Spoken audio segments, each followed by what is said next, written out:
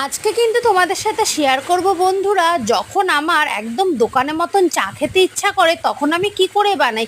হ্যাঁ, নর্মালি তো আমরা সিম্পলভাবেই বাড়িতে সবসময় চা বানিয়ে থাকি, কিন্তু যখন আমার একটু ইচ্ছা করে অন্যরকমভাবে চা খেতে তখন কিন্তু ঠিক আমি এইভাবেই বাড়িতে একটু চা বানিয়ে নিই। প্রথমে 1 চামচ চিনি কিন্তু ক্যারামেল করে নিয়েছি, তারপর কিন্তু ওর মধ্যে বড় কাপের 1 কাপ দুধ দিয়ে দিয়েছি।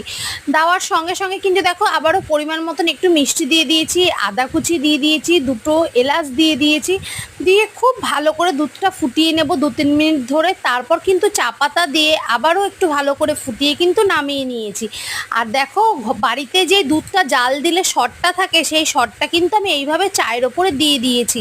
আর দেখো এই মাটির ভাতটা কিন্তু আমার কাছে ছিল, তাই জন্য আমি চাটা এর মধ্যেই নামিয়ে নিয়েছি। পুরো দোকানের মতন দেখতে হয়েছে কিনা বলো, খেতেও কিন্তু দুর্দান্ত হয়েছে। তোমরাও কিন্তু বাড়িতে একদিন এরমভাবে ট্রাই করো আর আমাকে জানিও কতটা ভালো হয়েছে। Tata, love you.